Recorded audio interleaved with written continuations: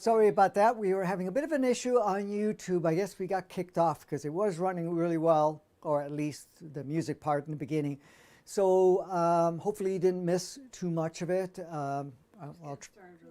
Really getting started? No, you were just getting started. Just getting started. Okay. Anyways, apologize for that. Anyways, what we're looking at with this whole thing about this pure love and what has capacities within it and what we can do is phenomenal. So I was saying right now, we have chosen to move forward in a powerful way, so we are feeling it. We're feeling it not only from physical aspects, emotional aspects, and whatever is going on around us, and also the energies that are coming through. With all of that that's playing out right now, it's been a very, very, very powerful way for us to be able to experience things way beyond what we've experienced before. Now, with all that speeding up and that intensities and so forth, it's there to dislodge us from our unstuck state, to dislodge us from, being stuck in an old pattern and all of our old world. So with any changes at this point, we go through a physical transformation. We go through an emotional transformation. We go through a operating system transformation, but also our playground. Our playground is a reflection of us. Gaia is going through changes, and it's also emanating. The whole solar system, galaxy, universe, all of it is going through changes. Through these changes that we're going through, this speeding up and everything else, the dislodging I was talking about is also affecting and very intensifying our main operating system and all the systems within it. And many of you that have followed my work and basically know, and I've talked about it many times, that the transformation we're going through is the dissolving of the old world, the dissolving of that inverted world, dissolving all the systems that were created in the inverted world, all of our stories, programs, belief systems, all of our stuff that we've kind of labeled, defined ourselves by, all of it is going through transformation right now. All of it is being dissolved so that we can actually bring forth our true higher nature of ourselves. As we're going through this, it's going to feel, and it doesn't have to be painful, but at times pain ends up being a way for us to dislodge or change or to have the intensity and the push to move forward. Because you notice, if you are not resisting and there's not an old part of you that's trying to keep everything together, you will find the transition a lot more easily, or it's easier to go through the transition without having the intensities of pain. Now, some of the pain physically and otherwise and emotional may be locked up stuff that we have within our own operating system, stuff that we've taken on through our lineage, stuff we've taken on through our communities and connections and so forth, that we have gracefully, unconsciously agreed to work through it, because everything that we work through is advancing the whole. It's advancing not only you, but everything that exists on this playground at this point in time. So all of it has been serving in that respect. With all of that that's coming in, we have this tool that we haven't used really that much, and that is pure love. When we're going into that state of pure love, it actually accesses our true nature. It gives us superpowers, if you want to call it that. So anything that we're moving through, whatever is going on, will actually move out of the way, dissolve with much more ease when utilizing pure love. Now, I'm going to talk about the different loves and as we go forward. So let's do this. Let's shrink it back up here. All right. All right. So today we're going to be talking about the true power of pure love. And then, of course, we're going to continue with the questions afterwards.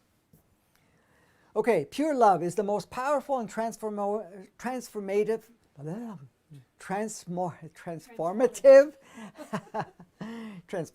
energy and state to be in. When you're in a state of pure love, you are emanating your sourceness in a more refined state. As sourceness, you're now embodying creator state more powerful. What happens in creator state? You see that everything is a creation. Everything is an opportunity to learn, to expand and grow and do whatever you choose to do. But at the same time, you can change any part of it. But when you're looking at it from the eyes of pure love, there's no judgment of what anything looks like. It doesn't go into the discreating and recreating because it has an issue with any of the older creations or whatever is still reflective around it.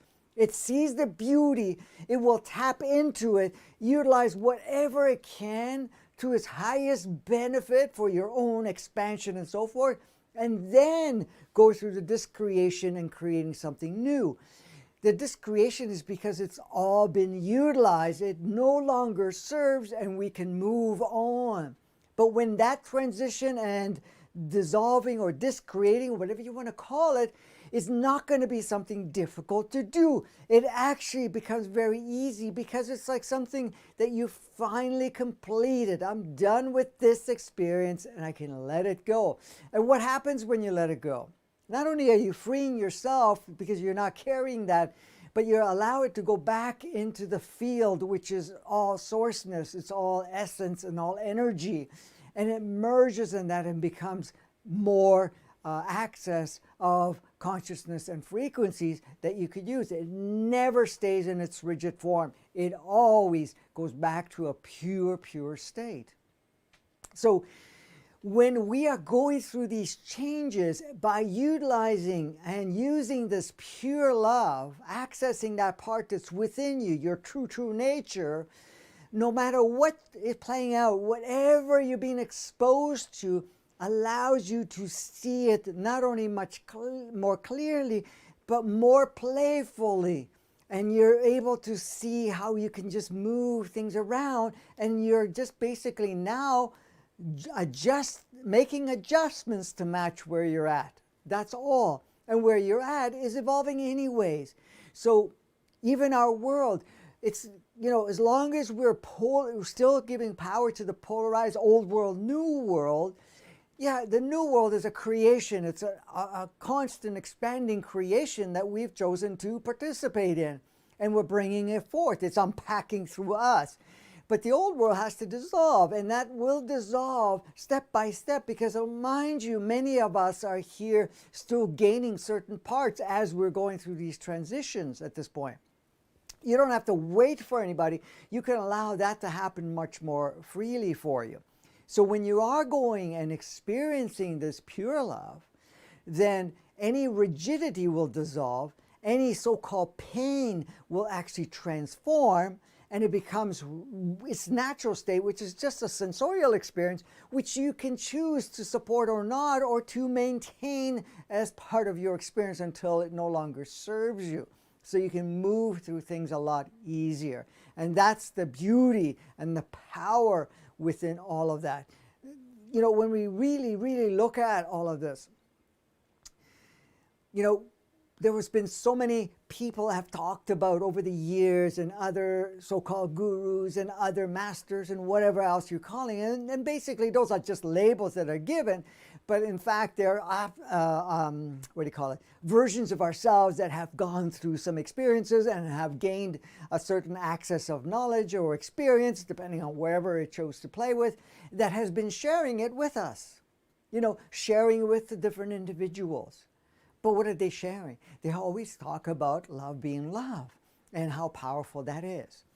So in an essence, it's very transformative. It moves things a lot quicker. So imagine if we had tremendous pure love for everything that's playing out. And we all started to play with that.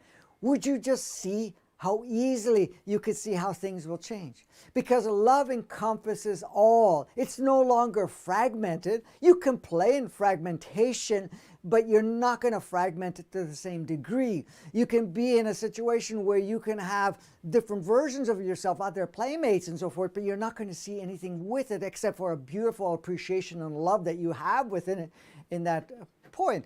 But it also it becomes inclusive. So when you're in true love, okay, or pure love in this case, pure love, it's all inclusive. So you see everything as is. So now you want to take action and design things that bring the rest of you involved in it, not as an expectation, but as a natural opening. It's like opening your doors, your heart, and allowing all other aspects of yourself. So the dissolving of the old world will move a lot quicker, because then everything is created to look at the whole picture. It's not fragmented. It's not about certain sectors or certain areas of life or anything of that nature, or just you or anything. And of course, it starts from you, but it's inclusive. It includes all aspects of it. And then when we are engaging in pure love, you're not going to have judgment. There's no resentment. There is no fighting required. It doesn't mean you blame anybody. You don't have to demonize anybody, because you see everybody for what it is. They're all playmates. Now, you may choose not to agree or support whatever that polarity may have represented, because it's an old version that no longer fits into your reality, but you still do not demonize it and so forth. So you're not looking for somebody to blame. You're not looking for somebody to destroy or to punish or anything of that nature, because at that point in time you see everything through that source essence. Because when you're looking at as pure love, you're looking through the eyes of source, as what we call the spirit of creation, creator, okay?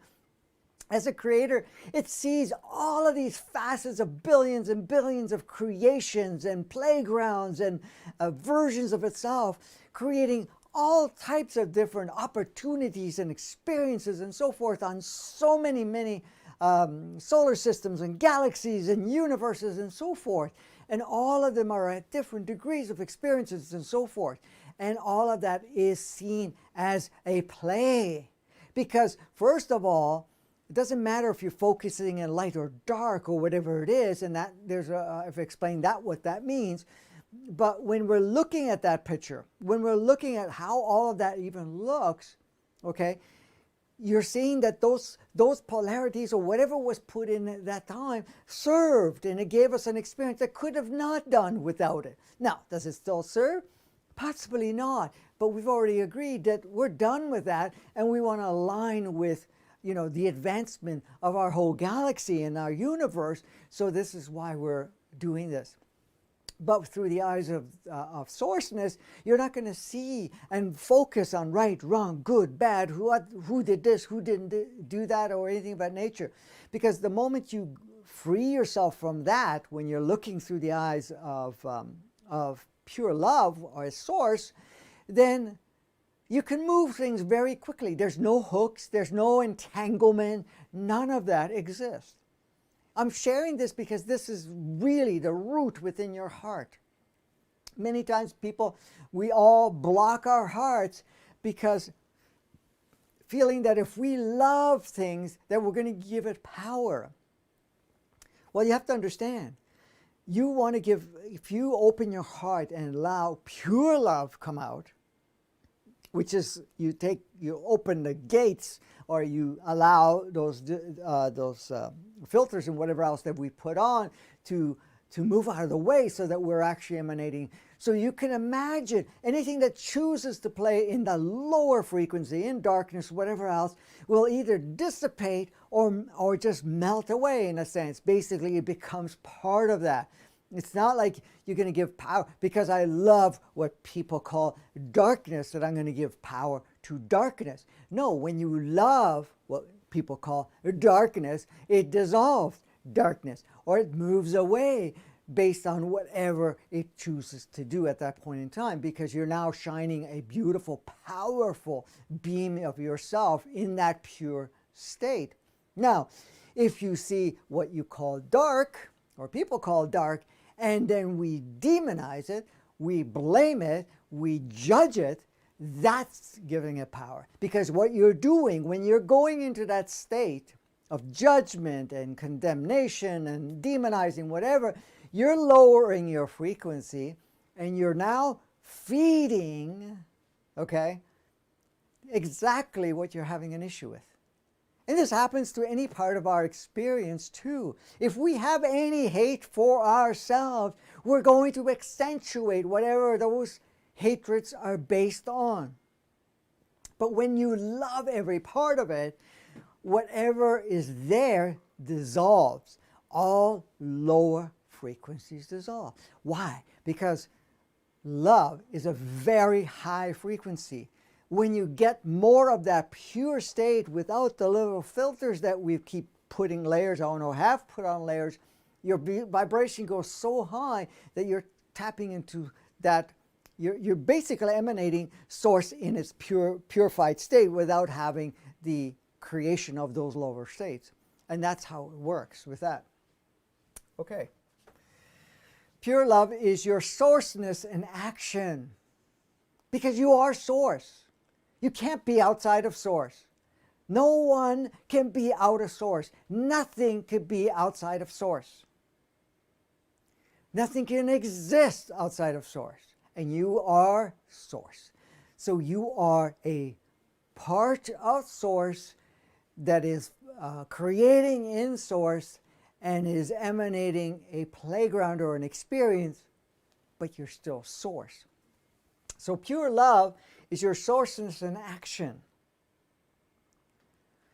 Remember, I said there's source, and then the version of source, which is within source, that we call spirit, just a name, spirit, which is source in action. When you're in that pure love state, you're now so closely connected and so easily flowing that sourceness in action. So what is sourceness in action? First of all, there is nothing that it sees outside of itself. Second of all, it sees all beautiful experiences and opportunities, and because it's in action, it can experience it and change it easily. This is what we're going through. We see it. So when we are emanating love, because that is our true nature, then things change very easily. So that's source in action, which you are the source, stepping things up. So it is the very energy and consciousness of creation. Exactly. It's the very, very energy and consciousness of creation. What is source? It's energy, it's consciousness through spectrums of light that it creates. Okay? You're that. You're exactly that. And you may have tuned yourself down to come and play here. And yes, it maybe got tuned down even further to play in that inverted world. But what are we doing? We're just upgrading. We're just shifting. We're just raising our vibration. We're accessing more consciousness. We're accessing more energy. And we're becoming more fluid, more freely to create. You're going to go through the level of creation where you go back to sourceness itself, where you can't go back. You become merged in the sourceness. The creation in action unplugs itself so that it's basically just the source. Yes, at some point, that could be, many millions of years from now or whatever. That's an option we have. And it could be tomorrow. Doesn't matter. That's a choice we make. But you're here to play. You're here to experience now. So that what are you going to do? You basically, this is what's happening with this transformation. We're accessing more of our higher self and applying it in our playground. It's not to step out of the playground. It doesn't matter if you said, beam me up, Scotty, get me out of here. I can't stand this place. This is not home or anything of that nature. It doesn't matter because, again, you're going to see that through ego eyes. You're going to see it from a right, wrong, good, bad, polarized state. That's what you're looking at. When you don't see it as a polarized state, you now see the beautiful dance for what it is. And of course you have the freedom if you want to play here anymore or not. Of course the body has a choice, your human entity has a choice, which is your human soul, and your multidimensional soul has an option at this point in time to stay or to do whatever. But all of it is just finally getting used to each other and working more in alignment, even though it was always in alignment from day one, but it did fragment itself. it fragmented itself. Now it's defragging, it's aligning, it's basically working together. So that's what we're doing. We're accessing that part of consciousness. So very few that know, very few know that pure love is our very nature. Okay? I know that's been said a lot. A lot of times that people talk about it, you know? But do you really deeply realize that pure love is natural? It's not the love that we got accustomed to in playing in this playground. Okay? It's not that what you call conditional love, unconditional love, or anything of that nature. It is our natural state. So in fact, it takes a lot of effort for us not to experience pure love. As your beautiful infant state, when you came here, in your entry point, if you went through the birthing process, you were in that pure love state. Before you chose to take on a body and connect with a human entity, soul, and so forth, you were coming from that state. You always tap into that state first. Because if you do not tap into that pure love state, you will have a real issue, and I use these words loosely, a real issue to choose. Because then you're going to look at a potential body, a potential set of parents, a potential human entity, and you're going to have issues with all of that. You're going to judge it. Now, of course, judging of that nature is different in non-form versus that. But when you're seeing it from that true perspective of pure love, then you're just basically going to look at all the options you have, all the potential bodies you can take on, and you will have the option for what roles your parents will play, other people, siblings, and so forth will play, and also how you choose to embody, where on the planet, and so forth. Now you see the opportunity, but the opportunity will be best to suit what you are choosing to achieve, and nothing more. You're not going to look at it and say, well, that's going to be, I got to go try and play in that hellhole, or I'm going to have that experience. Even if your parent, for example, is homeless, or it's living in a disruptive, or what we call polarized relationship. It could be only one parent as an entry point. There's many options, many things. It could be on a part of the planet where people call third world, or wherever there's lack. It's not going to say, well, I want this versus that because this is better than that, and so forth. It doesn't look at that. It just looks at it and sees it's a game. What playground am I going to go into? What can I get out of this? What am I going to achieve that I have not achieved yet? Experientially, and also as an opportunity to expand and grow. That's how it looks at it. It doesn't look at it any other way. It does not look at it in any other way. So it's a whole different viewpoint. I do realize there is confusion when we look at love. Yes, a lot of people are confused about love. Okay? I know, because we get into states of experiences and we love certain people a certain way, some people we don't love, we can even hate. We get into situations where love is very conditional, means if it meets certain requirements or this or that, then we love. Okay? We are even taught how to love. You love under these circumstances, you only love these people, or you love only this situation, or you love this and hate that. This applies across the board. And an expectation that's applied. Well, I'm your parent, you gotta love me no matter what. Or that person did this, and that's why you cannot love them or hate them as the next step. So when you're really looking at that, it can get extremely confusing. I've heard from people say, I don't know who to love. I'm even afraid to love because I can get hurt. And if I love too much, I'm going to lose myself. If I dive into love, I will have no control of my life. That's some of the things that people play with. And I understand it because that's how we created it in a way through that inverted world. Because love is not that complicated. Kimberly knows. It's not that complicated. But we've made it complicated. We conditioned and programmed to see love very differently. Of course, some of us have come through religion and other things, and you got to love your flag, you got to love your religion, you got to love this deity, and so forth. And if other deities you have to hate, or other flags you got to hate, or other whatever. I'm just saying country, flag, whatever. I mean country and religion. And different races and so forth. But that's all conditioning and programming, which was great to create that inverted world because we chose to come into that inverted world. You all had the option at this point in time when to come in, what stage of progress, what stage of evolution, if you want to call it that word, or state of consciousness.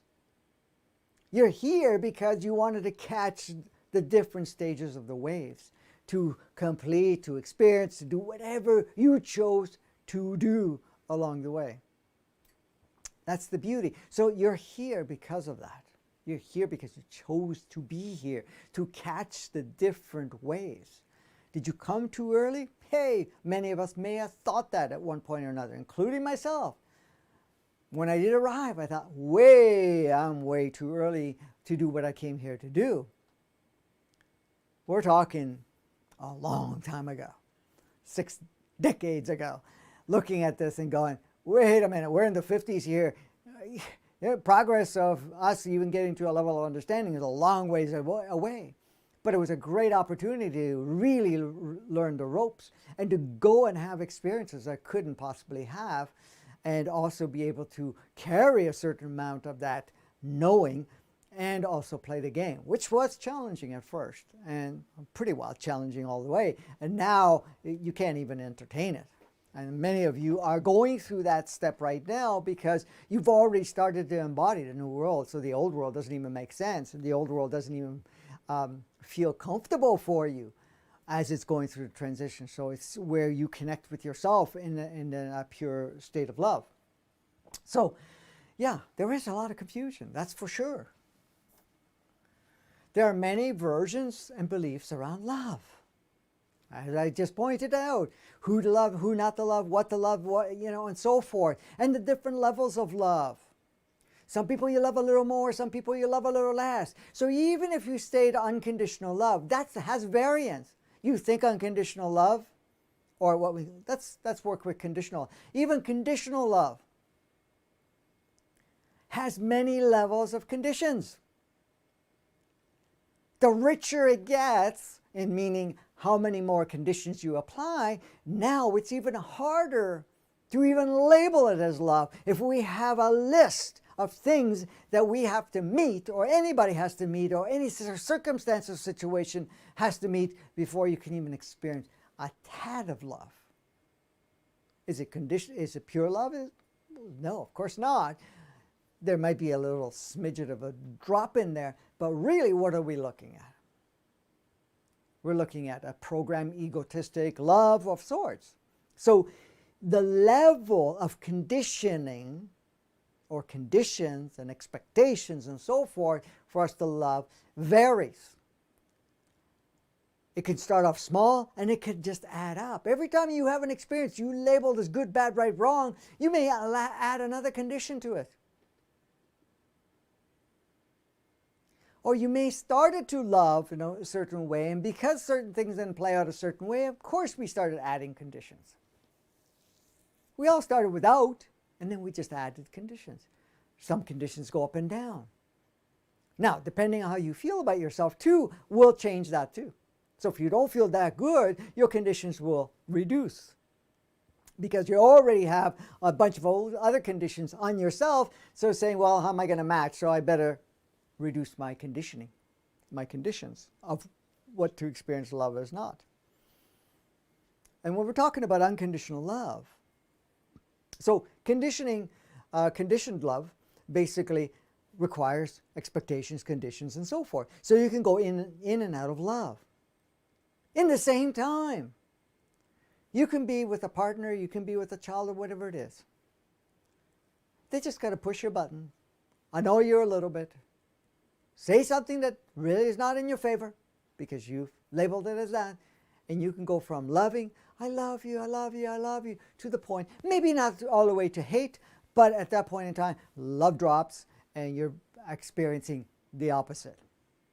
Maybe a reduced rate of hate or judgment or whatever it is. Okay? Blame, guilt, you name it. Blame in this case. So you could see that. You can see. Now, when we're talking about unconditional love, so let's see what else I got written here. So most of us refer to conditional love. That's what people know. We fall in love. How do we fall in love? Yeah, okay, you could say there's some chemistry. Yes, you can say, hey, wait a minute, you know something? They met my requirements, so I will love them. Or and somehow you got conditioned that love looks like this. And that's what we're looking at. So we can experience love and hate on both polarities, whatever circumstance is going on. I love this, I hate that. That's far from true love, or pure love in this case. We're just basically looking at different things of conditioning. So many of us refer to conditional love, which one can love at one point and then hate if specific requirements are not met. We do this all the time. We meet up with a partner. We usually have a list, even if it's in your own head, or that we've adopted that somebody coming into your life should be this way. Yes, of course, we have other parts of love that come into the mix. Let me share a little tidbit. You probably heard about the 20-20 rule, 20%, 80%. Let me give you a little tidbit. 80% of relationships, what we call romantic relationships, just to give you a little tidbit of this, romantic relationship, okay, is conditional love.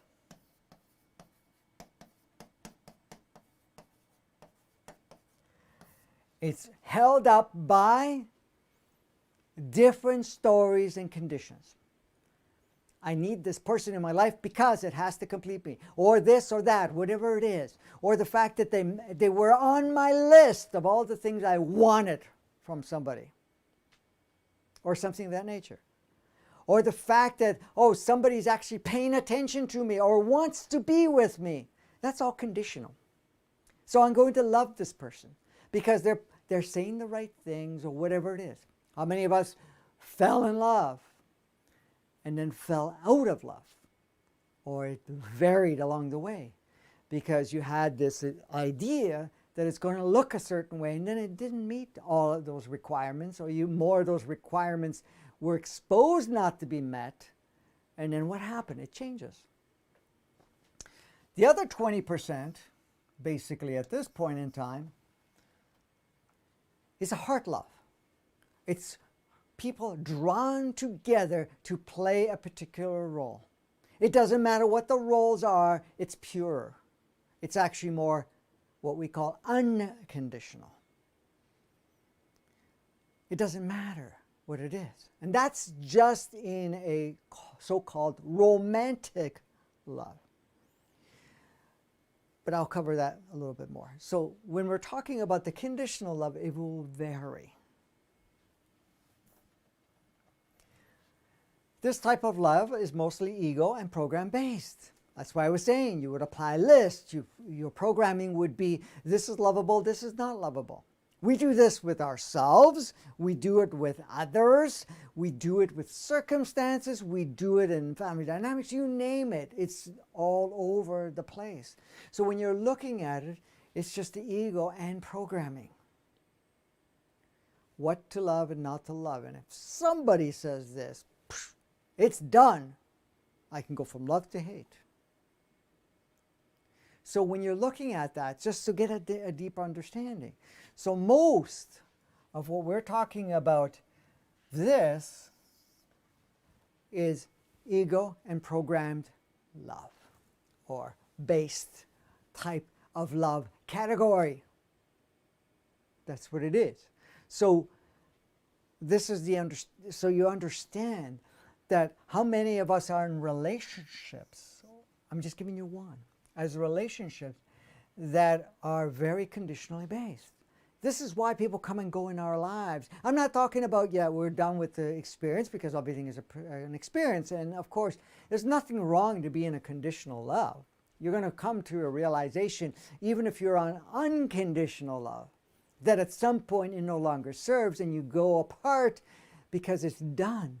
But there's a beautiful, loving relationship that comes apart that wants the very best, or sees the very best in each other, no matter where they're going to go.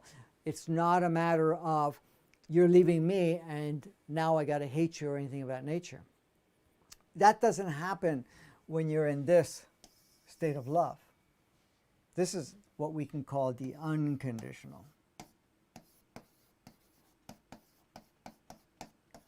But also in the unconditional, there's the next level, which we call pure love.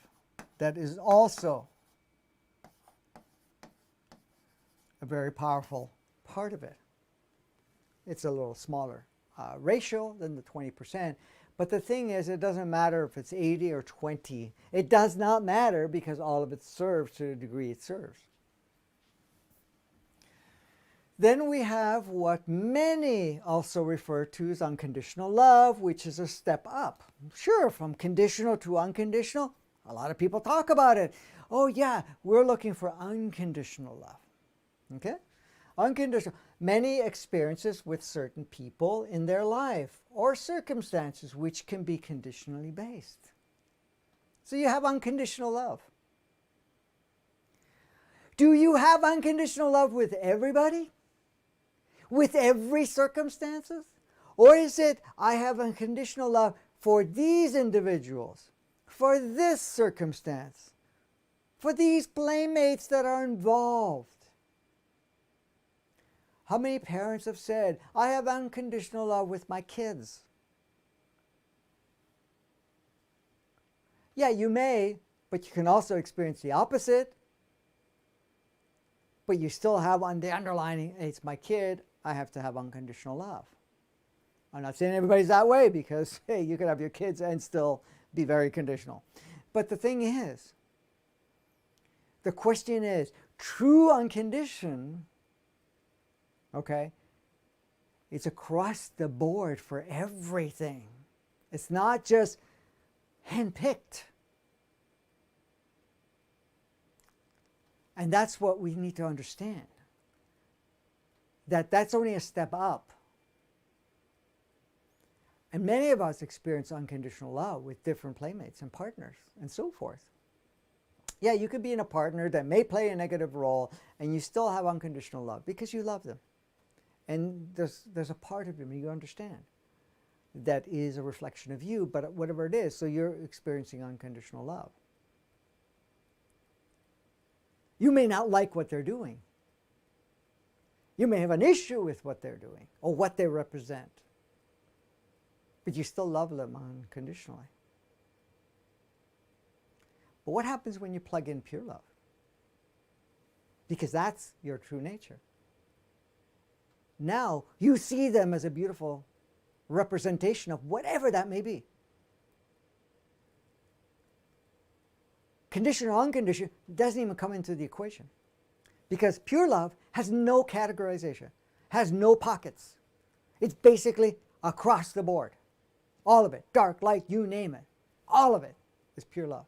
You're loving every part of it, because every part of it is you. Every part of you is an expression. Every part of you is completing or creating the experience that would be involved.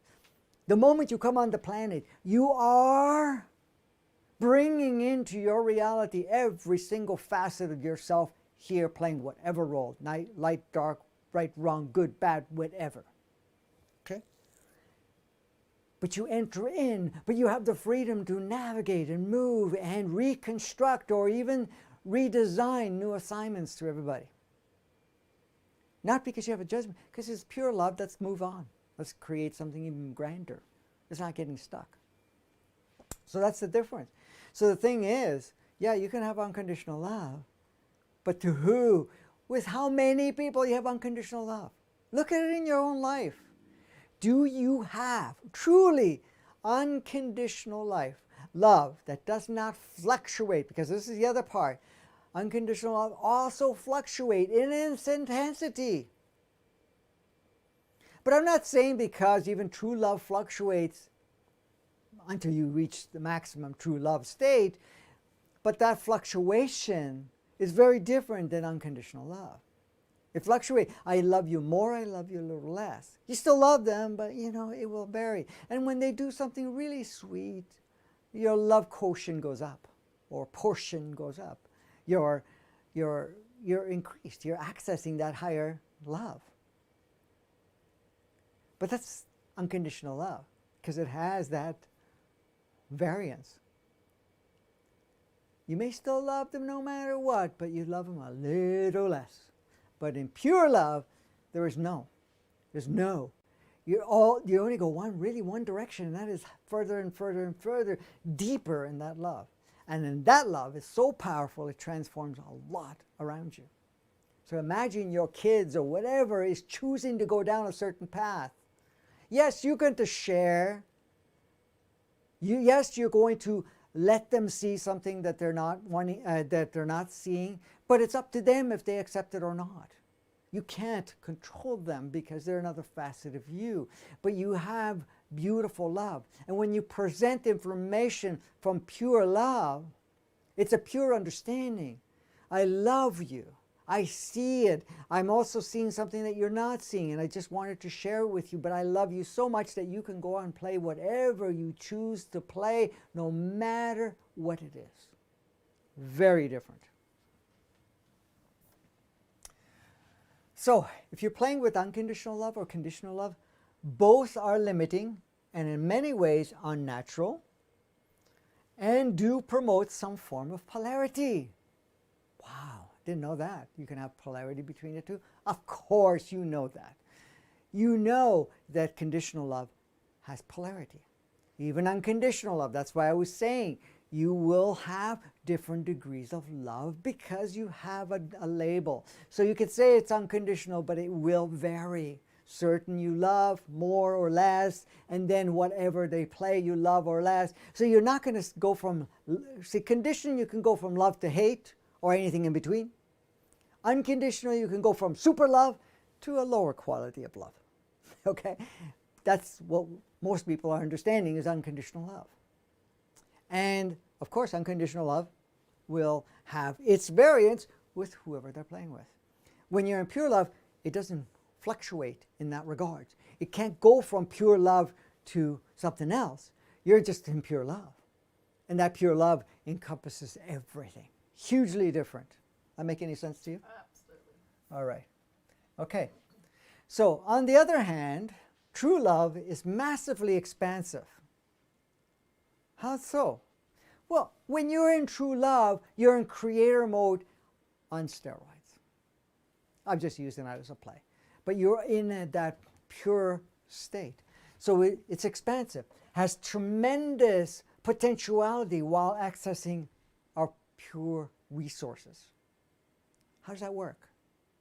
Because when you're in pure love, you're experiencing play. You're experiencing freedom.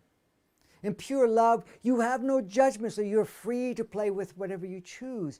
But you're not running away from anything. You choose to put your focus and play with whatever matches you at that point in time. And in that state of pure love, you're actually shaping everything around you, constantly shaping and upgrading it.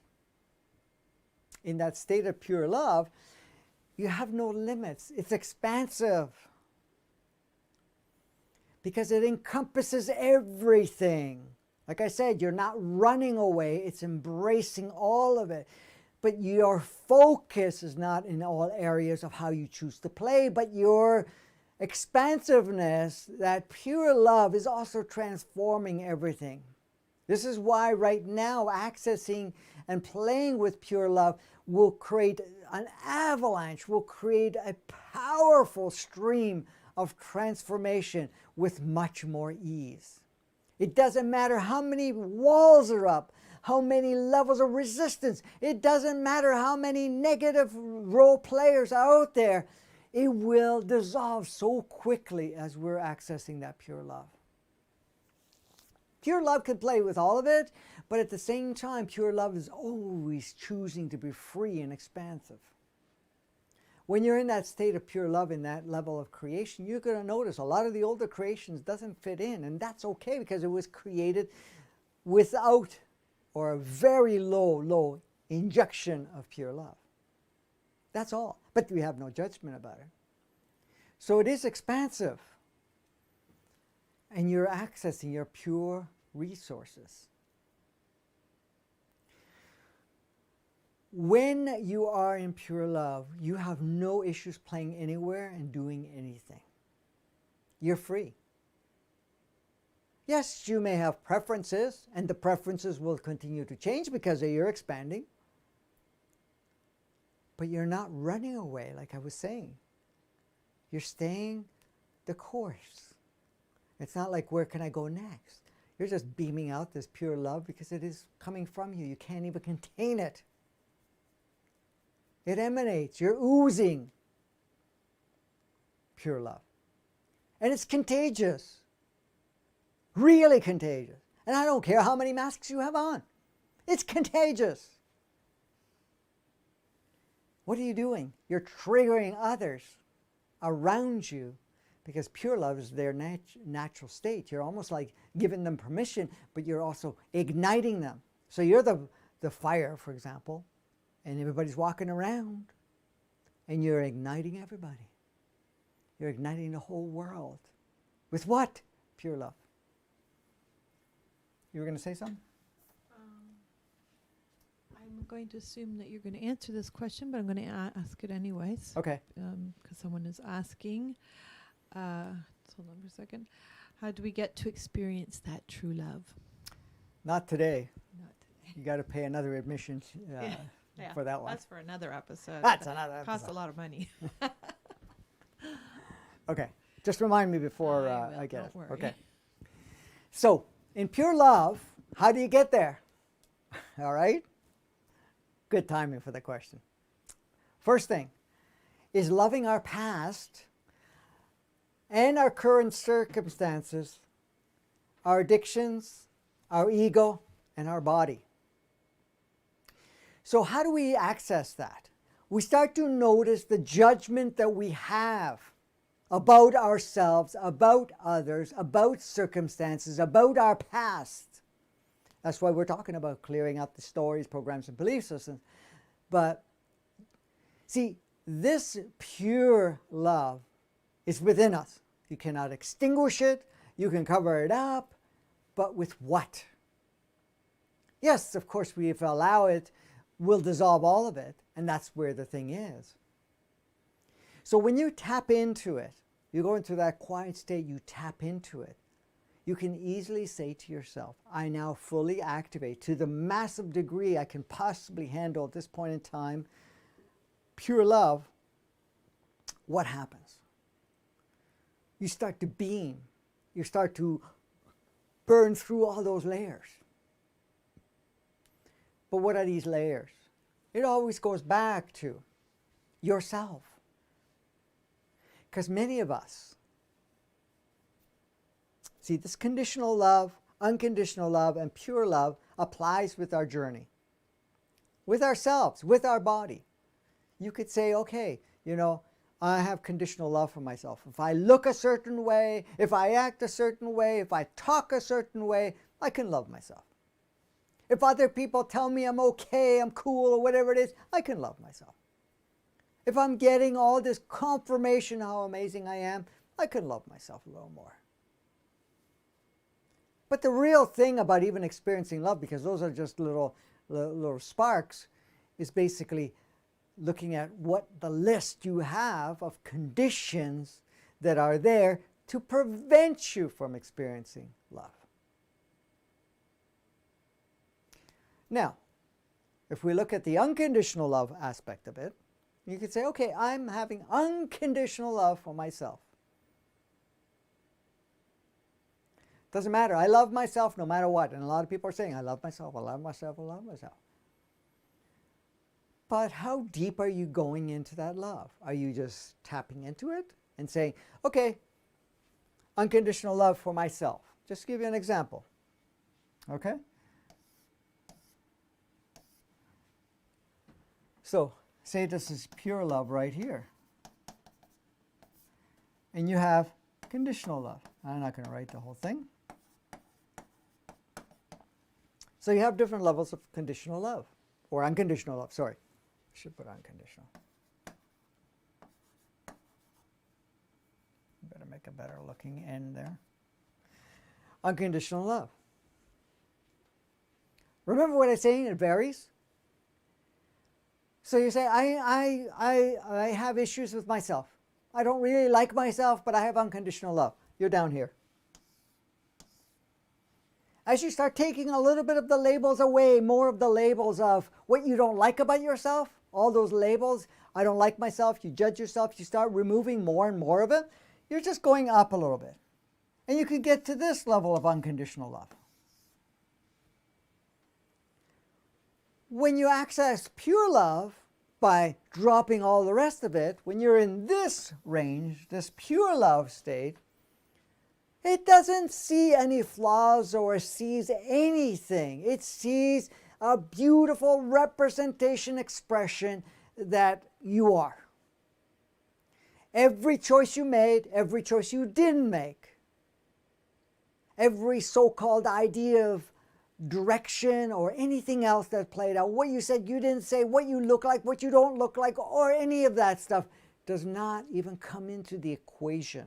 You are you. In whatever expression that is, you're now accessing pure love. So really, what holds us back? It's all the labels that we've put in. So that part of you wants to expand and grow, and that's already being stimulated very powerfully. This is why a lot of you, where you were in conditioned states, have gone to unconditional. Kind of more broadly, meaning that you're more unconditional with whatever's going on the planet. You're still varying, of course. But when you're getting into that pure love, there is no conditions. At that point, it doesn't even bring into the equation. It does not exist. You love every part of it. Of course, you have the preference of what you play with or don't. So, yes, it very much assists us to dissolve anything that pulls you out of love. So what do? You pay attention. The moment you have a judgment of yourself, or you see yourself as this or that or whatever it is, that is a program, story, belief system, and so forth that is showing up so that you can unravel it, first acknowledge it, thank it, love it, free it, and then you're accessing more true love. Now, I know you're getting a lot of assistance with every download that's going on, every burst that we go on to bring this pure love out. But at the same time, it requires us to let go of all of that. It's inside of you, it's you. It's not outside of you. It's not even effortful. But at the same time, we have all these barriers that we've put in. So by looking at your life for every part that's going on or has gone on, and that's why we were saying looking at your past, okay, past and even current situation, and see it from pure love, you can easily say, I choose right now to look at my past, whatever that may have been, it could have been traumatic or not, with the eyes of love. So I activate in me pure love, and I choose to see that circumstance, that interactions, those playmates in your past through that pure love. You may have to repeat it a few times, but when you start looking at and something comes up and you say, no, I want to increase my capacity to see it with pure love, you're going to see how it transforms the interaction, how it transformed what you saw then or what you've seen up to now actually take a different form. It could dissolve. A lot of the different perceptions and labels and judgments and so forth will just dissolve. So you're seeing it in more its pure state. And what are you seeing? Play. You see the individuals, if there's one involved, or group or whatever, as your playmates, as opportunities of expression of true love. Because we could play a negative role through a pure true love. I'm not saying for ourselves, but even someone else playing it or vice versa, because that was necessary to bring up certain things and have certain experiences. You were going to say something? Oh, no? Okay. Yeah, someone was just asking, how does pure love work in relation to 0-point neutrality? Well, it's all interconnected, right? When you're accessing pure love, you're basically complete neutrality. That's what neutrality is. Neutrality is pure love. Because it has no polarization, no right, wrong, good, bad. It can play a little bit with it, but it is not categorized. It's not pushing away from each other. 0 point, of course, that's what it is. When you're accessing 0 point, you're accessing pure love, pure creator essence that you are, the spirit of creation that you are. And in 0 point, everything is in form of flexibility, so you can create from it with no rigidity, no restrictions and limits whatsoever. So it's all interconnected. It's all one with that. So true love is what we call neutrality. That's why we talk about neutrality. Because if you see everything in neutrality, you're basically seeing it as pure love. When you're seeing it as neutrality, you're not going to see right, wrong, good, bad. You see everything as is and how it may have served and may still be serving for other aspects of yourself that are still playing with it. But at the same time, in neutrality, you can move through it with ease because it's not sticky. You don't have an entanglement or anything of that nature. And pure love is not, neutrality is not just sitting back and doing nothing, or just basically saying, I'm not seeing what's going on, and it's a very passive state. It's a very active state. Because how many of us get paralyzed when we're playing in the polarized world? We're in the light, and I'm afraid to even look at the dark, and I got to keep pushing into the light. Or I'm in the dark, and I can't look at the other parts of it because of whatever. In neutrality, you see it all. You see it all. You choose to play how you choose to play, and you can vary a little bit here and there because but you're in action.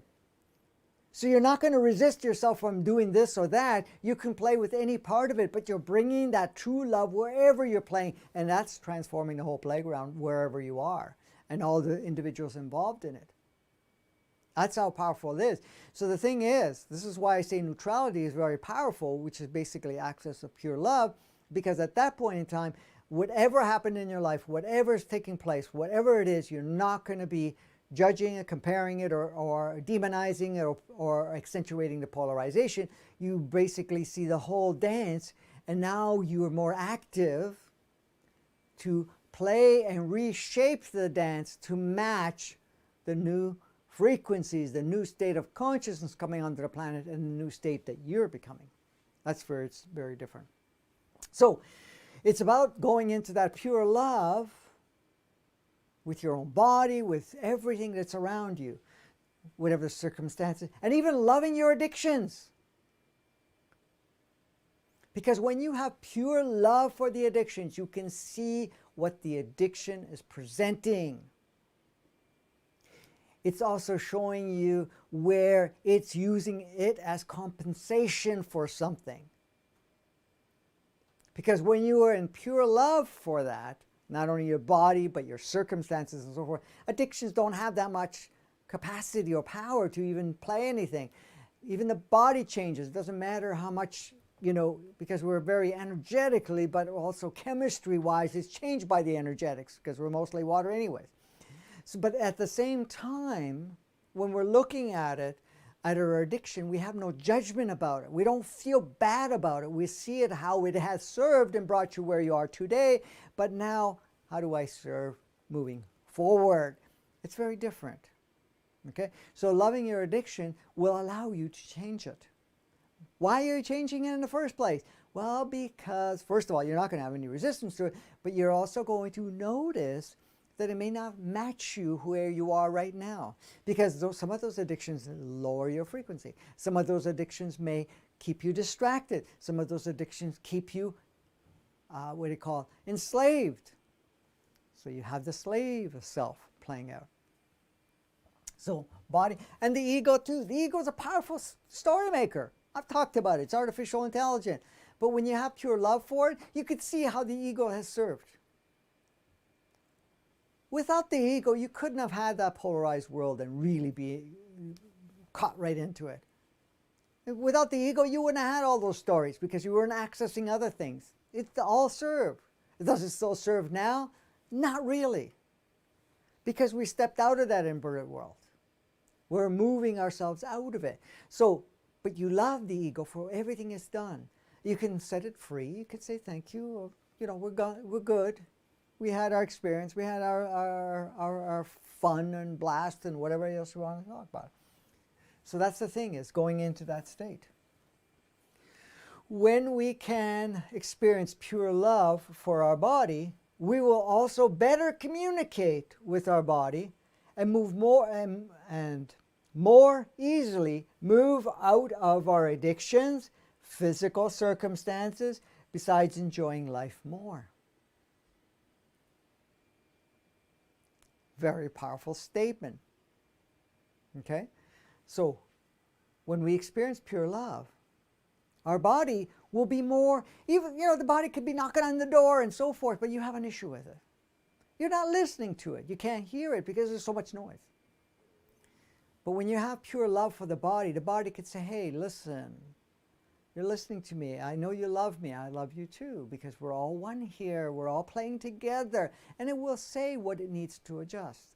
And in pure love, there's an honoring. In pure love, you're going to say, okay, we're working together. So let's create an environment that nurtures all aspects of ourselves as we're playing through it. So moving through addictions, moving through different situations within our bodies, ourselves, becomes a lot easier. The level of communication, the feedback, or anything of that nature comes into play much more powerfully. And while you're doing that, you're enjoying it more. You feel more free. You can be okay. You can have a lot of judgment about certain feelings, certain experiences that the body may have. Pain, for example, or whatever that nature. But when you have pure love and you're allowing that expression to be, it changes things very powerfully. Very powerfully. So this is the thing, to utilize all of that, because this is what we're talking about right now. Did you have to say something, or? Only when you're done, and then I'll ask a question. You have a question? Okay. Okay, so pure love brings forth the highest version of yourself and world reality. I've alluded to all of that in our so far since we started to now in this particular episode. But when you're looking at it, when you're seeing things through the pure love eyes, you're bringing the highest version of yourself. And what do I mean by the highest version? That is the freest version. It is the version that is coming forth as an expression, as you. But it is the highest version. It's no longer the lower version that's really entangled, really caught up in the inverted world and whatever those judgments and labels and whatever else is played out. So you're going to be seeing the highest version of yourself and world reality. You're going to see the highest version of the world, your reality of your world.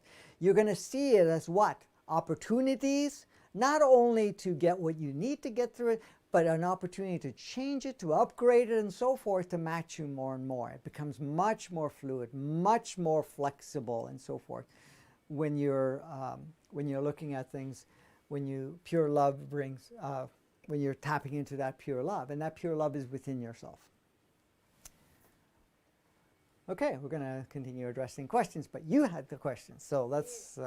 Yes, someone was asking about any tips to stay in pure love as the world stage gets more chaotic. It seems that the environment is getting very heated. Yes, yes, and that's how you change it, by allowing this pure love to come through, because that will accelerate the changes. Okay? You're not putting any focus at that point in time of what's happening, what's wrong, what's right, whatever, who's doing what, who's not doing what, or that these fictional authorities have control over me or anything of that nature.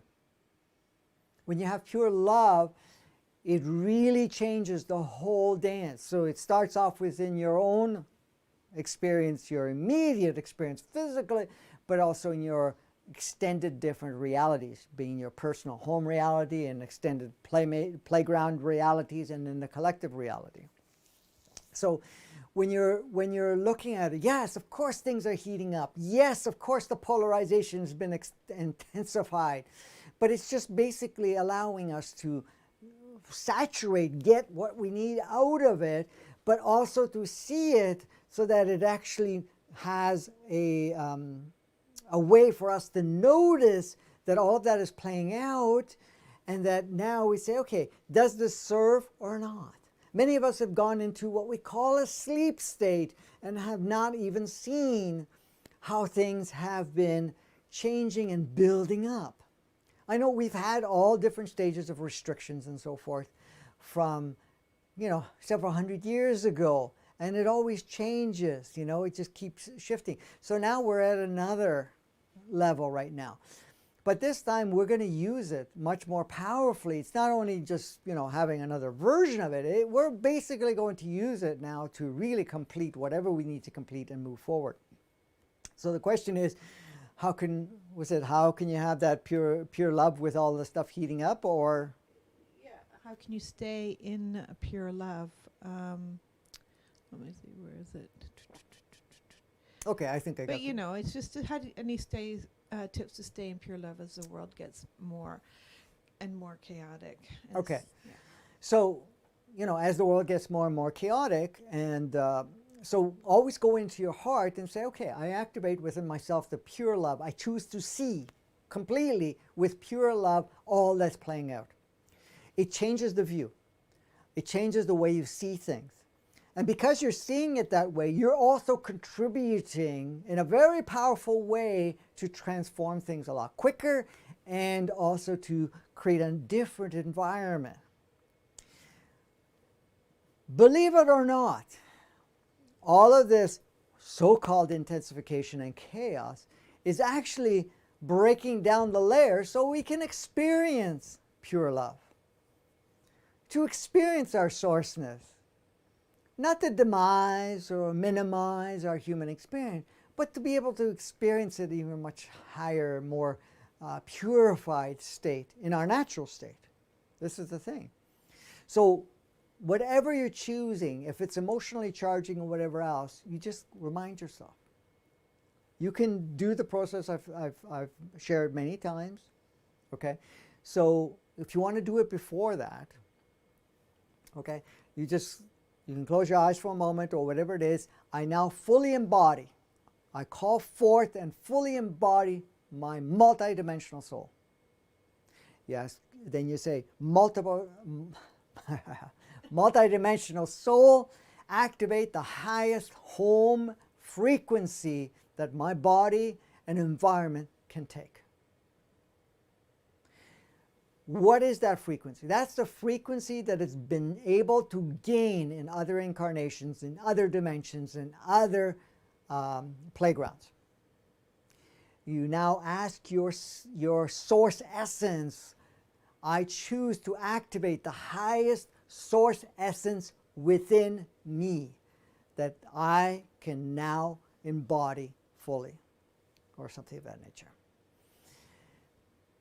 You can also ask your body to activate its fullest degree of its innate consciousness and innate frequency. and you ask it to all align. Then take a look at everything that's playing out, whatever your focus point goes in. Acknowledge what you're seeing. Acknowledge it.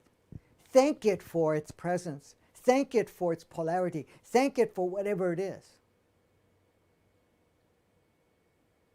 And then within you, you could say, I now uncover, activate my purest form of love, and I choose to share that love with whatever's playing out right now.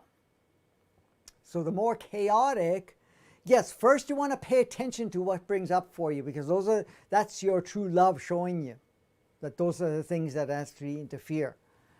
But by doing that, you actually now access more of that pure love, and you could see things much more clearly, and it's easier to move through it. Because when you're in that state of pure love, it's not sticky, or at least not as sticky. Because if you're actually pure love, then you see it. It's just a beautiful dance and whatever else. But it changes things in a very powerful way. So that's the thing. You can use that process as an opportunity for you to be able to bring yourself up to accessing more of that pure love. But see, you could also ask yourself the question, because this will happen too, as you're getting triggered, is that my purest love expression? The answer may come, no, it's not. So I choose to see it in the most purest love way of seeing it, or in this case, I choose to see it in pure love. Then you could see that that was just a dance, a play, whatever it is, and you can acknowledge it, thank it, and love it, and free it. A lot easier that way. See, the love frequency, the oneness frequency are taking a bigger and powerful role.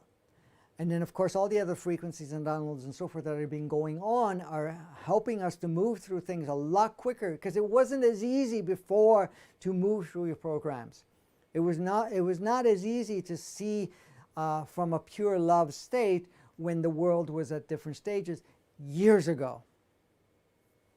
For the last 10,000 or so years, we started to see it a little bit more clearly in '87. We saw it at the end of 2012 going into thing, and we started to see it even further in 2020, but we're into 2021. It's getting clearer every day. It's getting clearer every day. It also brings up stuff too for us to be able to clear through it. But the thing is, it doesn't require the same effort. Now, sometimes it may seem like effortful because we're digging deeper, we're getting into the more crusty stuff, the more intensified stuff, and so forth. But the thing is, before, what people call the healing processes or the purging process was so laborful in comparison to what it is now. The only time it becomes harder is when we're still grabbing into it. We got our teeth bitten into it. We're grabbing on for dear life to an old version of ourselves. That's the only thing that slows things down. Okay? All right, question time. That was a question anyways, but...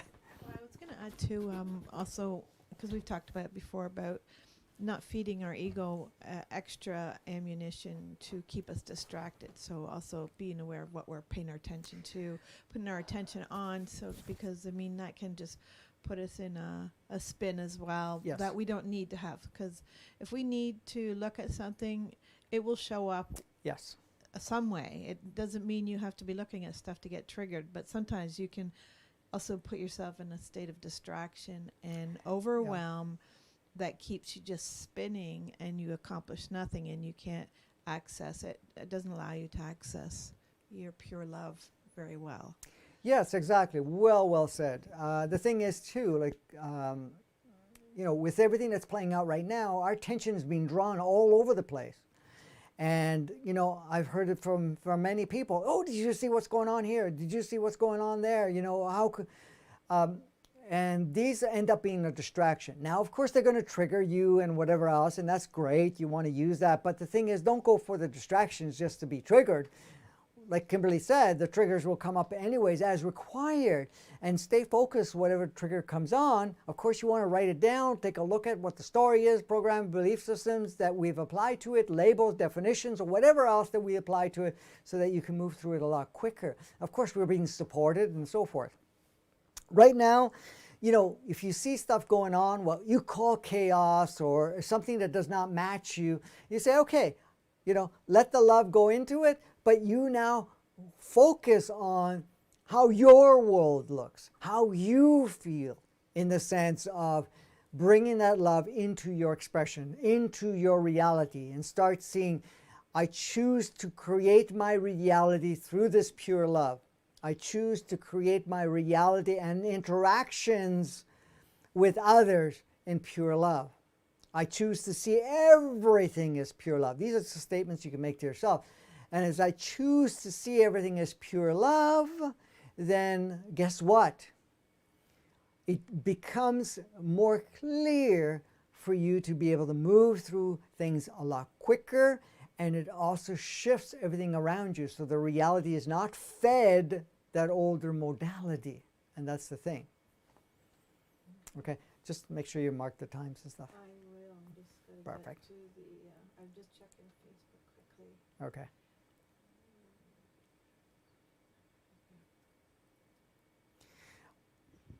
There was a list that I didn't I have my provide list. you. I'm just checking to see if there was any for clarification. Okay. Michael's asking, would I be right in saying when we experience unconditional love, nothing can beat or say any other thoughts melt away?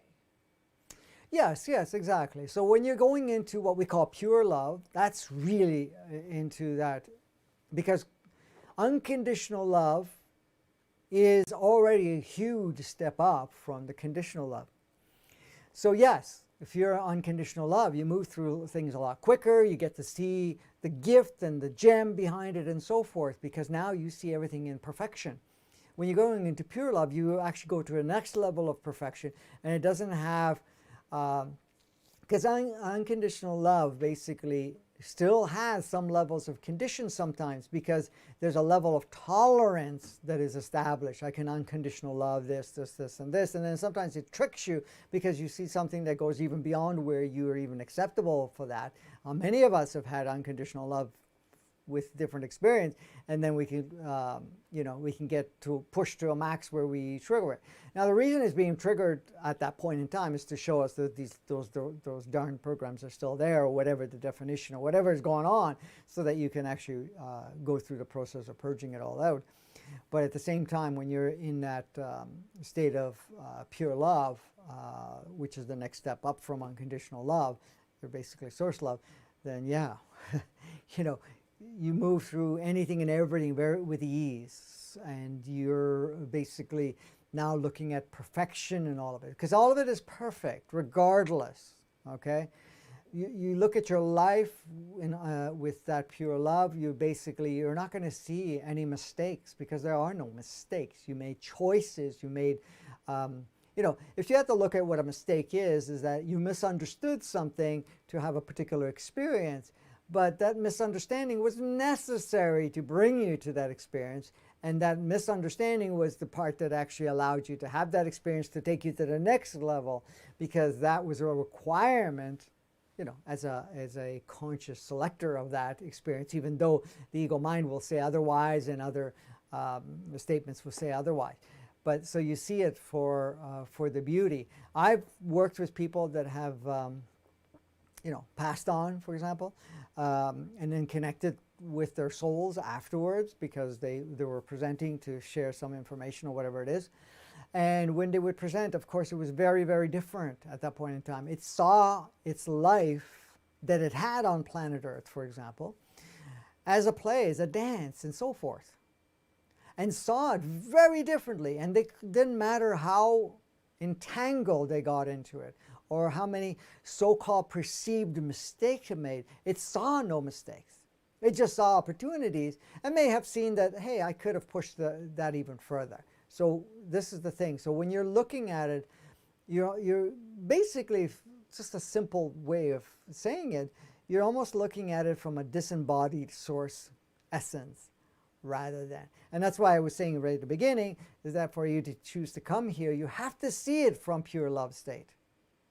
Because if you don't, then you're going to really now, depending on whatever experiences you may have had as a record of memory, you would have been very judgmental and selective to, even though the ego is not involved, but there are certain experiences that may have left an imprint or something in your say, your multidimensional soul, or even your human entity and so forth, that you would have made different choices. Oh, no, no, no, I don't want to have that, you know, versus where, hey, why would you take on something that is intense?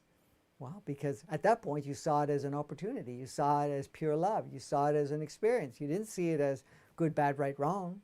Of course, then we got conditioned here to see it as good, bad, wrong, and whatever else, right? Okay. So, you're ready for a question? Is my mic registering? Yep. Okay, because someone said they couldn't hear me earlier. Okay. So this is number 1.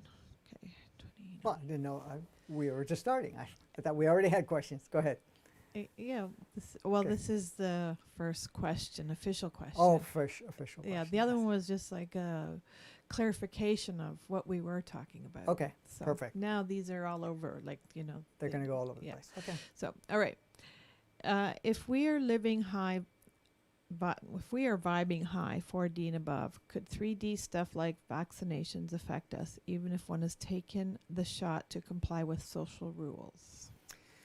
This comes up so much. Yeah, as long as you are complying and taking on, you know, the shot or whatever it is, you will be affected by it, to the degree that you choose to be affected by it. Because what happened is you didn't make a choice of your own, you just decided to comply to match what the social requirements were. So you basically, by doing that choice, you lowered your frequency.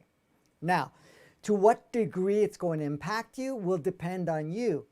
Can you reverse it later? It's going to be a little harder, but yes, if you choose to do so, but you're not choosing it to do so because you have a judgment about the experience, because you're accessing higher frequencies. It's a drop that can really slow things down, and then you know, it's going to be a little bit more of a challenge to move out of it, but you can if you choose to. So look at the motive and say, why am I choosing this? Am I choosing it because I'm not free? Am I choosing it because others expect it of me? Others, or the fact that somehow if I don't do it, I'm going to be judged, or this, or whatever it is, right? So it's a matter of you being empowered, you deciding if you do or don't. You don't want to decide because of fear of reprimanding, or fear that the shot's going to hurt you, or anything of that nature. You make a choices because that, I know, is of a frequency that is an old world frequency that does not suit me right now, so I'm not choosing to engage with that. I'm making a choice and an empowered state not to facilitate. Now, if somebody's already done it and they're starting to shift in their consciousness and so forth, you know, as much as the road would be a little bit bumpier and whatever else, you can move out of it. Will many do so? It all depends. It's uncertain at this point in time because it has a different frequency, it has a different motive. So for you to go say, well, I'm going to go get it done because, but I'm going to still keep my whole vibe, there's a contradiction there. You're settling, or you're agreeing and applying to a lower state frequency when you think that your higher state's going to play it out at this point. It's like even congesting food, and you say, well, I'm going to eat all low vibration food that's going to affect my body, but I'm going to keep my high vibration so it doesn't affect me. There's going to be situations where no other food is available and you may choose to do so, but that is again because of non-choice. And why would you put you in that position? Yeah, you can play with that, but in essence, it's all the same. It's a choice you make within yourself. I'm not going to be playing with that, and that's that. Is that going to push some buttons? Is that going to create some fear? Yeah, very possible if there's programs and so forth available at this point in time. Or the old story is like, I didn't have a choice, I had to do it because of work, because of this, because of that, or whatever it is. You know, when you stand on your own and say, hey, you know, I'm not interested in that. I don't play in that field. And it doesn't matter if the whole family is saying certain things, or they're going to disown you, or the fact that they don't want to have you visit. Hey, I mean, that's what you choose to play with. Choose to play with it. I'm not choosing. But in that empowered state, you basically, your connections will be more of those higher vibes.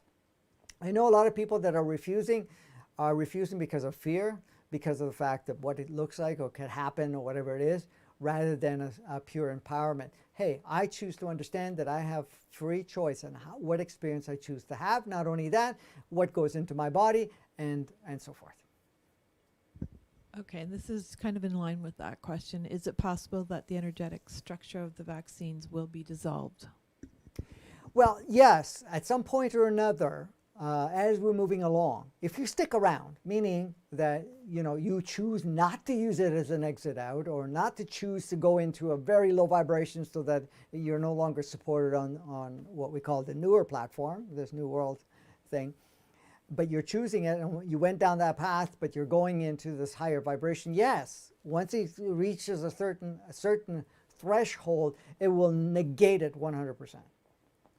But it needs to get to that higher threshold.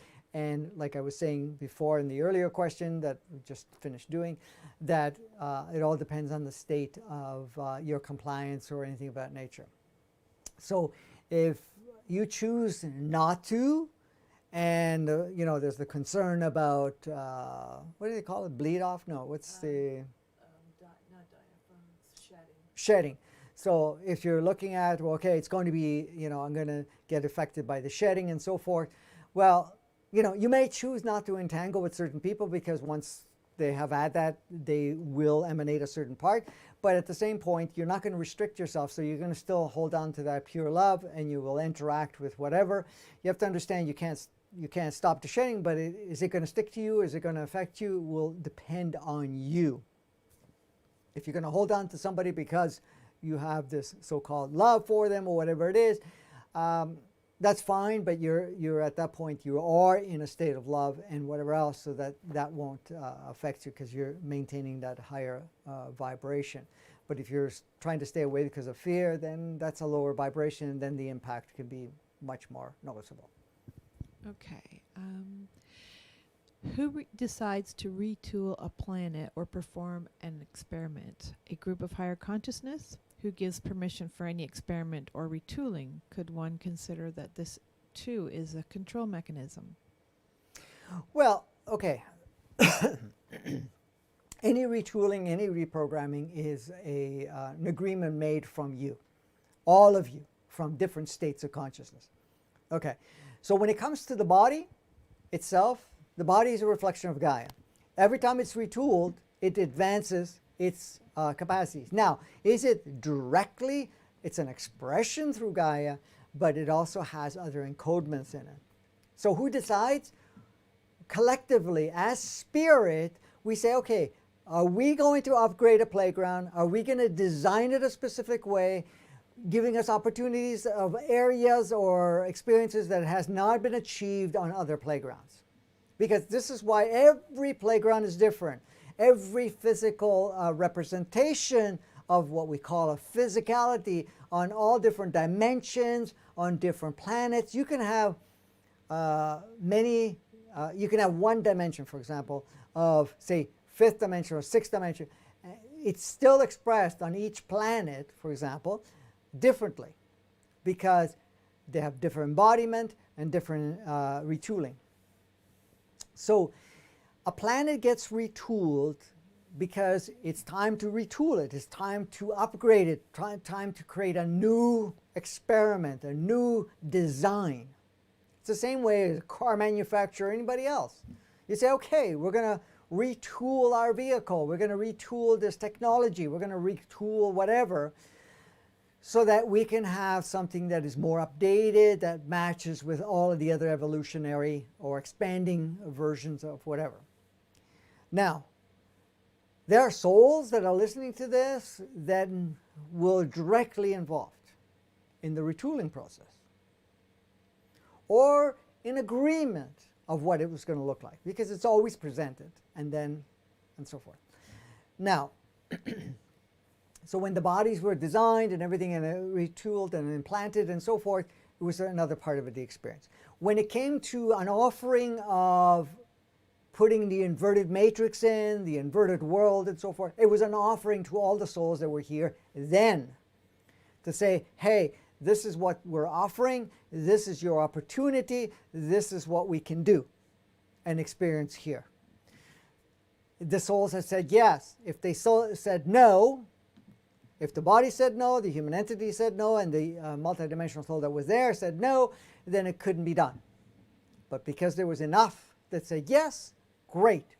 Now, for each and every soul that comes and goes, they know ahead of time. You have multitudes of different parallel worlds, multitudes of different planets in different physicalities to choose from. Why did you come here? Because you chose this one for a very specific reason, because it would give you something that you're not going to get anywhere else. But if you incarnate in a different planet, it will give you something that you can't have here. Now, when it was retooled, the best at that time, 15,000 years ago, was applied to all of the experiences and all. Of course, you have to understand, Gaia keeps evolving each and every time. Okay? So we're just adding more enhancement to what's over there. So you have a whole archive of that. Okay? So when that's coming up forth, you know, the expression increases and there's more plugins of whatever's coming from other resources. As the soul's coming in and going out, all of that is, you know, choosing at this point in time to have whatever experiences it chooses, but it has the freedom to come and go any point in time. So nothing is a control structure. It's like this. Somebody creates a game, a video game, for example, or a movie. It's your choice how much of the movie you want to enjoy, how much you want to participate, especially when you're talking about a video game. You want to learn how to play that game, how deep you want to go, how advanced you want to have that part of the game, but it's a choice that you have. But there is a structure within the game of how the game plays, and it's up to us. Now, the beauty of our video game is that it actually molds and upgrades according to our advancement, which is quite unique because most don't have that. The same thing with free will and whatever else. Free will exists, but the most free will that exists is on this planet here. Others have a very restricted so-called free will.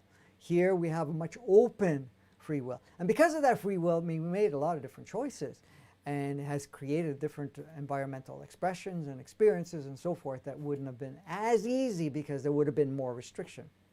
So is it restrictive? If you're going to go and play the game and you're going to follow certain parts, yes. But it's not really restrictive because you chose to be here. You can come and go and do whatever you want to do, and you can also change it. Because you have to understand, every video game has many, many, many, many levels. And each of the levels are receptive to whatever state that you're coming in. So a soul can come in with a higher vibration, and we'll see the version that most suits them. At the same time, because of the multidimensional, you can actually now access all of those other versions and just get sampling of it to bring it into this focal point, which is here. Hopefully I didn't go too far with all of that, but that's good. Someone asked this, who put this inverted matrix and why? But I'm pretty sure you answered that in episode maybe 1 and 2. Like, I think you started right at the beginning and moved your way up. So I didn't know if you wanted to go over that again or not. Yeah, you know, the thing is, there's so much going on all the time as beings, of course. We're always upgrading and so forth, and we want to experiment. This is the thing. It's all about experimenting. How can we play certain things, come up with some creative ideas and so forth. So there was a couple of species, 2 or 3 species that were at different times have gone through a process of saying, hey, let's do something in reverse. Let's see how that plays out. Let's see how that experiences and so forth. So this so-called inverted matrix was put into place. And the inverted matrix needed a satellite to impose it, because you have to understand all natural matrices are connected to other planets, to within the galaxy, of course in the solar systems, the galaxies, and the universe, and they're all constantly upgrading. Well, we wanted to create a closed loop, so we created and plugged in a moon and saying, okay, that's a satellite that we're going to create a restriction on how much access, and we're going to flip everything upside down, and then of course put artificial intelligence and so forth. So there were 2 hybrid, meaning that they've kind of species that came about that wanted to experience this operating system. They call it the Luciferian operating system, which I have actual works, what do you call it, episodes that cover all of that stuff. And there were hybrid reptilians and so forth that brought in. So of course you got the Draconians, you got the Anunnakis, and you got the whatever, others that were involved. But that was an introduction 5,000 years after the retooling, so that would happen 10,000 years ago. It was an offering, like I was saying earlier, and you know, right now we're on the reversal process because that was a great experiment, a great experience, and so forth. So, you know, if you want to get more details, there are other episodes that I get a little more in detail. Can you talk about twin flames? Twin I flames. know you've talked about them before too, but I'm not sure where we would find it. Okay. In Advancing Consciousness podcast, Okay, you have a... we have one of the podcasts that covers all of them. Covers twin souls, soul families, soulmates. I think it covers oversouls and stuff like that. It's specifically, that whole podcast is on those multiple souls. And it's Advancing Consciousness podcast. So if you're on YouTube, you will be able to find it in YouTube. Go to Advancing Consciousness podcast, because if you're watching it on Advancing Consciousness series, that's one of them, but it's on the podcast. And if you're on Facebook, you can go to Advancing Consciousness group called Advancing Consciousness podcast, and it's there also. You will scroll down and look at the names, and the names will talk about the different souls, twin souls, the difference between all of them. Perfect. Awesome. Okay. Okay. Next question is Nasera Jacera thing. Will that will come? Okay. The intent is, yes. What's happening right now, a lot of the stuff that not needed. We had agreed to bring it up forth at this point in time for some time. Again, this is just a minor stepping stone as we're going through these changes. But the thing is, we have to understand, one of the obstacles, and it's not an obstacle, it's basically an opportunity we created for ourselves, because a lot of people are holding the breath until that stuff comes out for relief. Well, that's going to impede, and that's why there's always delays and all of that stuff. How it's going to look, how it's going to unfold, how much of it will unfold, how it's all played out, will all depend on us as a collective to see how much we're going to have a govern us or not. One thing that's key to understand, we don't want to disempower ourselves. We're not here in reliance to wait for that to come forth. You're basically saying, okay, this will complement us as we are going through this transition, but I'm going to also shift and get into that state of freedom without it, and then that will only complement us to move forward. So the levels of restrictions and delays, people like to call it and so forth, have been, yeah, okay, they're talking about, you know, there's all these evil people and there's all these control structures and all these restrictions and so forth. Well, those only have power because of the fact that we're still, still giving power to all of that structure. But at the same time, many have gone onto the bandwagon waiting for the relief, waiting for the solution, waiting for freedom. You need to start experiencing that within yourself. So even if it doesn't roll out very soon, that you already start to experience it, and other resources will come about, and then when that comes in, you'll be much more open to receive it. So this is the thing. You can't create any reliance of any of that stuff that's going on. You know, the how it's going to roll out, what effect it's going to take, nothing of it is rock solid certain at this point in time. Everything is flexible. And like I said, if we have a dependency on it, it just delays it. So it may delay it for you first and foremost, but then it delays it from a collective perspective. And you can say, well, okay, let's not put power into that. Let me go into my empowered state. With true love, then you're going to bring whatever you require along the way in different methods or different facets. And when you're receiving whatever's coming through you, it's through an offering, because you're basically putting out there. It's not so much an energy exchange, but whatever you have, you're putting out there as a way to assist others, even if it's just energetic. If it's a sharing with immediate families or extended families or friends or whatever it is, or becoming more public or anything of that nature. It all depends what role you choose to play at this point in time. It's like releasing any attachment to any outcomes Yes. whatsoever, because it's so up in the air and we're the determining factors. Yes. And so whether Sarah comes or something else comes, who knows really? And I think it's like you were saying, it's like tuning into who you truly are and operating from there and guiding yourself from that place, and know that you will be taken care of no matter what, without having an expectation. Yeah, so when it comes to you be taken care of, it's you taking care of you. Mm-hmm. Your higher aspect of you taking care of you while you're still wrapping up your older aspect of yourself. That's all it is. And yes, like Kimberly said, you're not here to put any attachments to it. Many people have felt frustration and so forth, and felt restricted because of this monetary playground system that's been put in.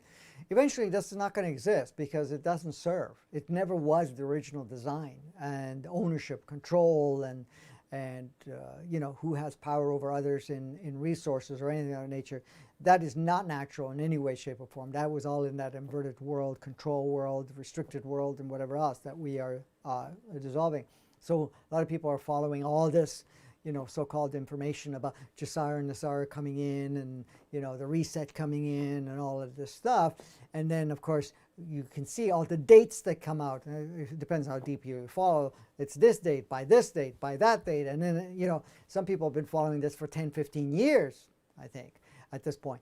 Because I've heard it from other people saying, well, it's 10, 15 years that and we've been given dates for 10 or 15 years. Well, what's holding it back? Is it all those corrupt structures and so forth? Well, they're playing a role, but there's really not that. It's because we hadn't achieved a certain level where it's not going to become a dependency, and it's not going to put us back into a sleep state.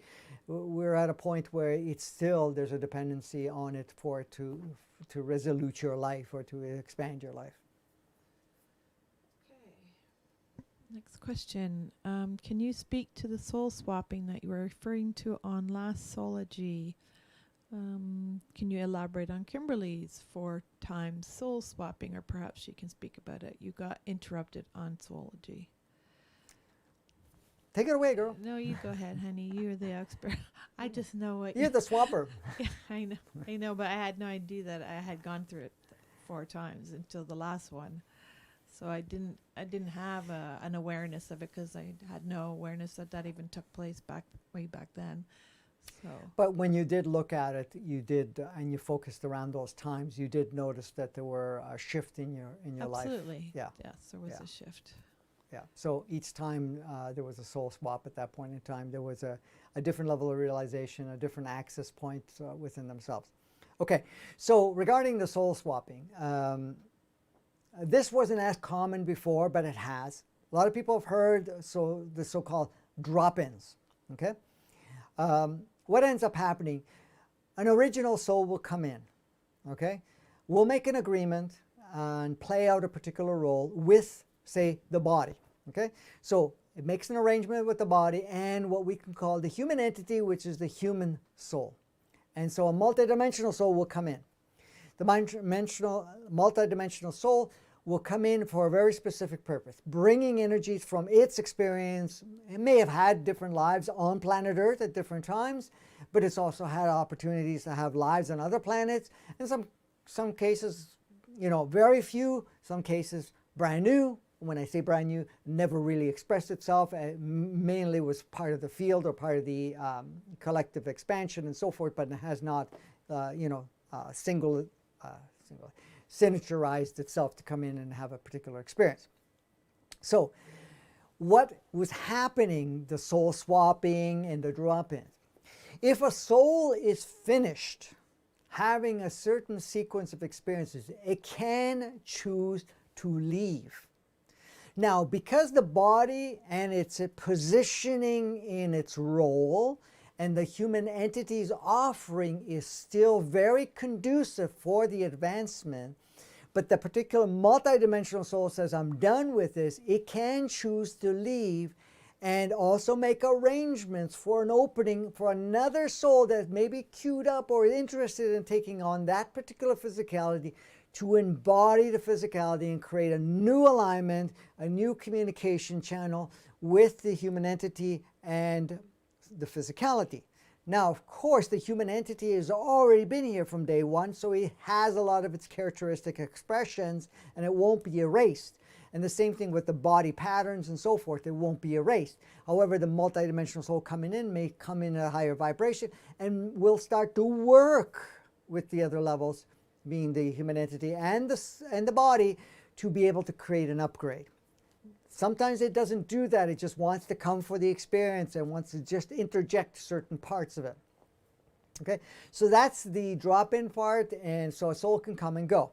And Kimberly's example there, she came in with an original soul at around the age of 21. Her soul that came in for the first 21 years was done with that experience and said, okay, I'm going to leave, but this physicality with this human entity, with this channel of experiences is pretty cool. Whoever wants it next can have it. So another soul reviewed the whole situation, reviewed all the connections, had communications with the body, had communications with the human entity, had communication with the family, the siblings, and also the mother and father, say, hey, if I step into this, or whoever partner, if there was a partner involved, or whoever else was involved, and say, hey, this is what I'm bringing in as an offering.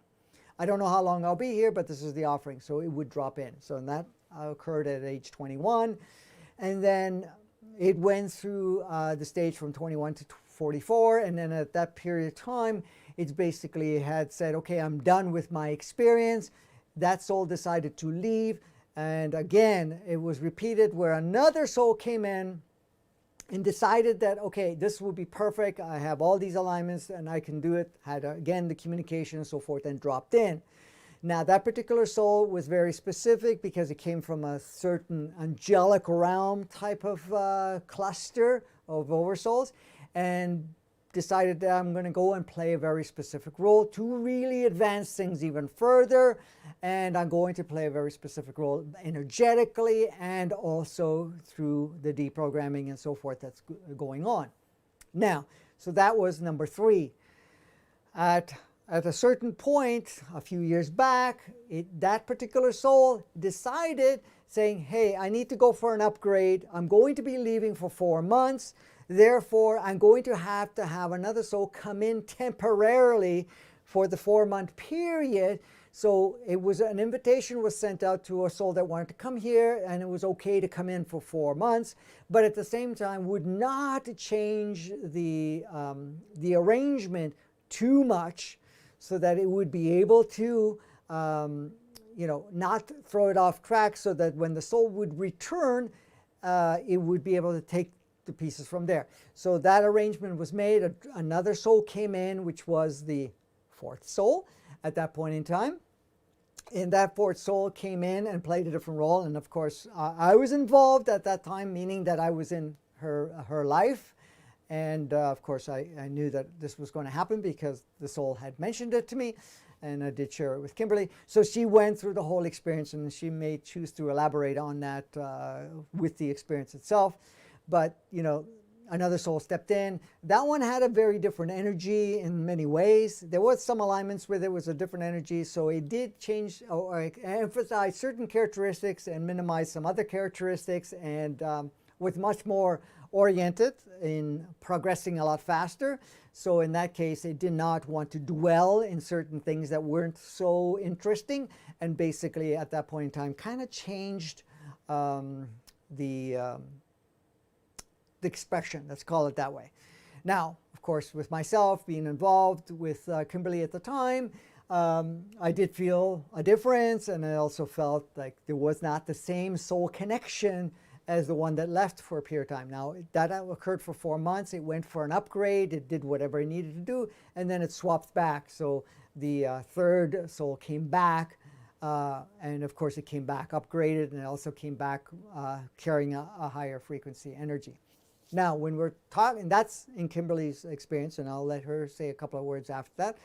But the other thing is the soul swapping is. Now, if your soul is in your body and you're having a very limited experience and it's having a little bit of a challenge to move forward or be able to break some of the patterns, it may choose to go out of the body and embody another physicality that may have those openings, and that one could either take on that or another one. So the swapping is where the soul goes out to expand. For example, it's like saying, well, I've had enough of this experience living in, say, in Australia, just as an example, and I want to have another experience. So I'm going to move abroad to, say, France or any part in Europe, UK, whatever it is. Okay, let's say UK because they're the same language.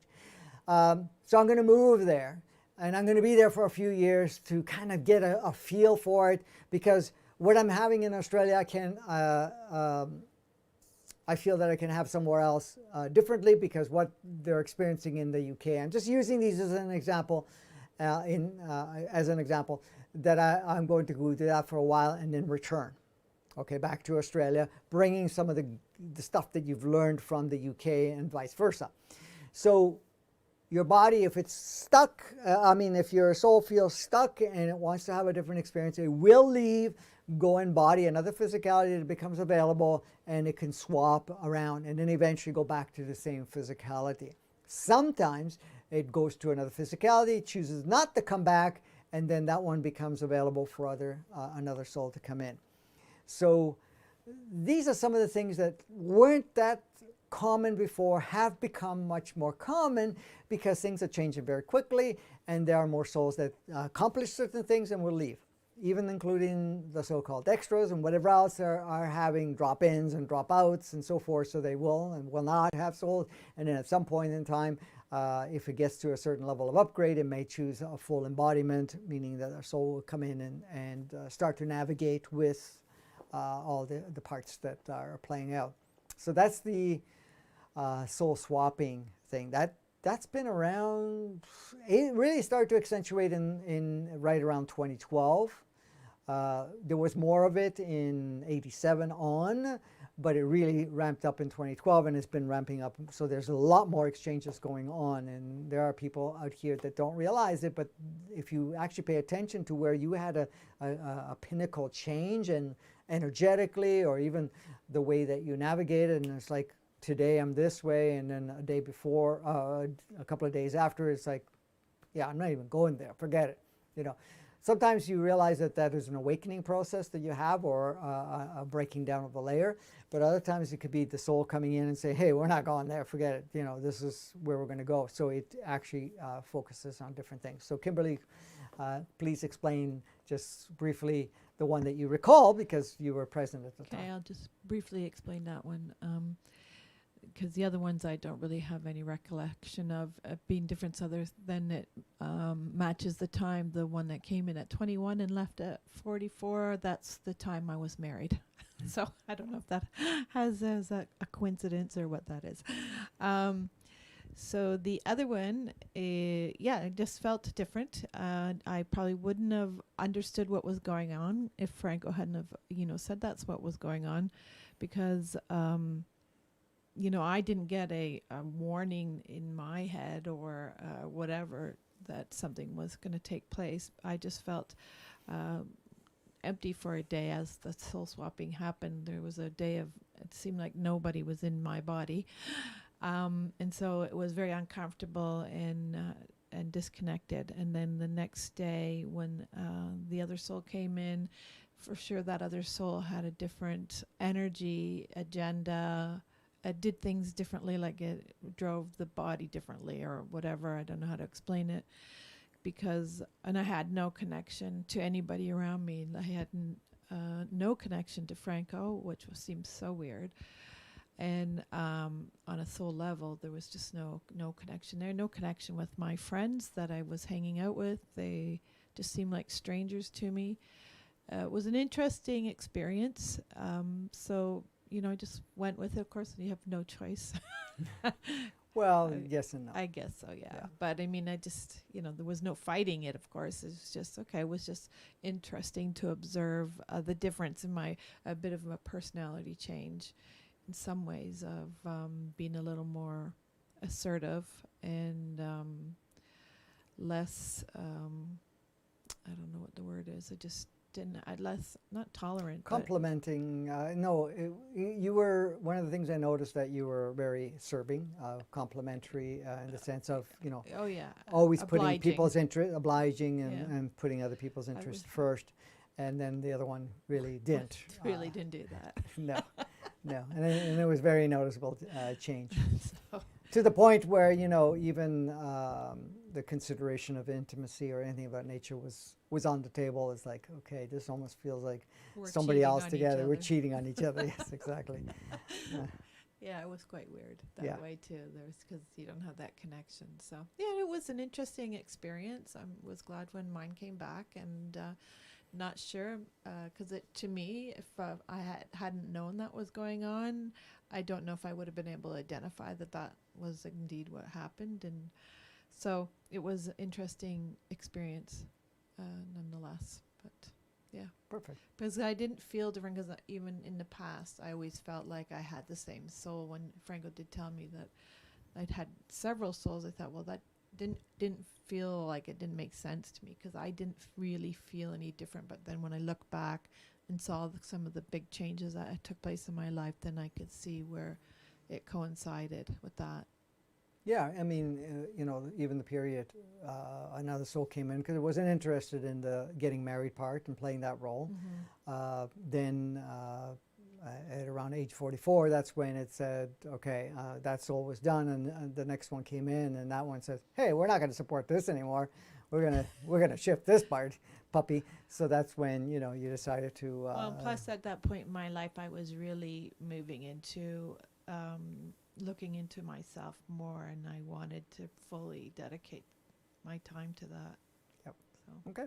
So anyways, that's the soul swapping component, and what Kimberly had said, basically, because your human entity has a lot of different memories of different capacities and so forth that have had from previous lives, and same thing with the body in an innate consciousness. So another soul can come in, and if it plays a very powerful role, it will emphasize certain characteristics that wasn't emphasized from the previous souls. So anyways, okay. Okay.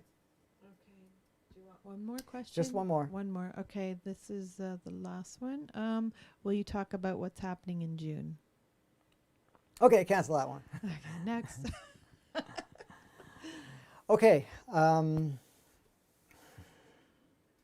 I think I covered it a few times now. Basically, what's happening is it's another level of self-access of ourselves. We are having right now, for quite a while, and it's one after another, different unstaged and unmatched sequence. So it's go up and down, up and down, up and down of different things. And then, of course, on the 15th, we have another major surge, which will run a few days. And I think it might start even the day before, but another surge to prepare us to go into this completion of this cycle. And then coming into June, depending on the state that you're in, you're going to be able to see the picture clearer, depending on your stage, of course, of what is playing out, and you'll get a little more of a maneuverability within the existing reality. So basically, you'll get more of a glimpse of this new world within yourself, and more sampling around you, or in this case, be able to see more of those layers around you, and less of the inverted old world and all the intensities. Is it going to be like super profound? No, but enough to be noticed, enough, depending again, like where you're at, to be able to get a better grasp. Why? Because we're stepping up to another level, and at the same time, the chaoticness is going to continue to accentuate. I had another word, but I can't think of it. I can't say it now. Accentuate in many, many manners. But because of that encodement, the ones that are more ready are going to see it more in the background, meaning it's happening in the screen, but you're not engaged in the screen. So what it does is it kind of creates a little level, another level of disconnect. And when I say disconnect, you're not going to be drawn in to all the stuff that's going on. You're going to feel more of your empowerment and more of holding your own space of sorts. Now, there's going to be others happening in July, of course. It's another level of that. We're having some more into the fall and so forth. A lot of the intensities may last right to the end of 2022, okay? But we're getting freer and freer and freer as individuals, but also in larger clusters of collective. Now, again, none of this is carved in stone. These are a constantly simulated, constant feedback and a constant adjustment that is occurring. We are doing this from a back-end perspective. When I say we, that means all of you that are listening to this, even though you may not be conscious of it. It's not outside of you. Even when our brother, sister souls that may be taking a more direct role in it and that may be conscious of those roles, it is not done overriding you or all of us. It's always complementary, and there's always an exchange of what you're ready for or not. Now, with some of these changes that are going on, they're going to be segmented in a way. Certain areas on the planet, depending on the clusters that are there or the groups or people that are there, will experience changes differently than others. Okay? Depending on how much density is there or how much restrictions there is versus the openness. So you're going to find some areas are going to be more noticeable in the reality of them, and others will feel not much of a change or will feel even more of intensified. But across the board, depending on how you choose to experience it, the intensification will continue, but we will have more access of be able to see the layers and actually detach ourselves. I shouldn't say detach because I don't like that word. Disconnecting from or creating more of a slack in being tossed around by whatever's playing out on a collective. Because again, you're going to come to the realization more and more as you're going along throughout the year, but again, it will be a kind of a bigger jump in June and then more jumps afterwards, to realize that you don't have to get caught up in the whirlwind, you don't have to be in the storm, and that you have the freedom to navigate without being pulled in all of that. So as much as it's still all around you, and there's the other thing too, is that many of you are also experiencing other family members, friends, and so forth that are getting caught up in the whirlwind, and it can be tugging on your emotions. It could be your kids, could be your siblings, could be your friends, could be your co-workers, could be anything. And you can be pulling through that. So this will be another wave to say, okay, I see you with true love. I allow you to have your experience, but I'm not going to get caught up in the whirlwind. And if I can share something, I will, but at the same time, I'm not going to go down the slide with you, in a sense, if that's the thing. So that's what we're looking in June. There is some back-end stuff that's also happening in June that will facilitate that. There will be an arrangements to have some of the souls that are on the planet right now to take a little bit more active role in creating a council, even though the council's there, but to take a more of an active role in the council. But that's kind of on the back end. You will probably notice it if you're involved. If not, you may be involved and not know about it because it's from a higher perspective, or meaning you're a multidimensional soul that may be playing that part and you may not be conscious of it. So that's, but again, that's preparing more feedback and rollout as we go along. The intent is really to make some huge shifts along the way, and that's one of the factors that are coming into June. So the other thing that you will notice going into June, that you'll be able to move through your programs even a little easier without having to be kicked in the pants really hard. Again, you're the one that navigates that. It's not something outside of you, but at the same time, you're the one that can decide, you know, energetically and so forth. It's going to be supportive and say, hey, it doesn't have to be so rough, doesn't have to be so difficult, and I can flow things with easier. So those are just kind of the tidbits that I can share about June. All of it is beneficial for us. All of it is supporting us in one way or another, and that's where we're at. Okay. So that was it. Okay, That's cool. it for today, honey. All right. Anything else you wanted to share? Not at this time. I'm putting, you know, so people know I'm still copy and pasting your questions. Okay. I know you can't get to everybody, and people have posted questions today that we didn't get to because I was doing ones from last time. So. Okay. Yeah, there is still some other ones that came in between too. Yeah. So we haven't even got to that list yet. So, anyways. We will continue doing the Q&As with different topics, depending on what the topic comes up along the way.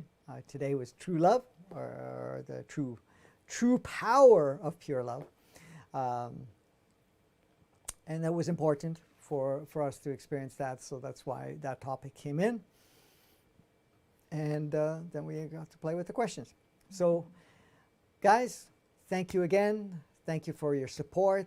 Thank you for sharing. Thank you for subscribing. If you haven't subscribed, please do so. You know, thumbs up and all that stuff does help a little bit. Probably not a tremendous amount, but it does help a little bit. If you feel like supporting us financially and otherwise, we do have a link in the description that you can support us so we can stay focused on this work. For anybody that is not aware and you're living in the States, because that will probably be easier to travel, we will be doing an event at Zoology Fest in Sedona. That's coming on the 28th, 29th, 30th, and a little bonus on the 31st of May, which is you know, a little over 2 weeks away from now. So if you want to join us, I do have a link on my Facebook page. I didn't put it in the description, but I'll add it in the description when I go and put the time-stamped questions in. I'll put that in there. I meant to do it, and I totally forgot about it.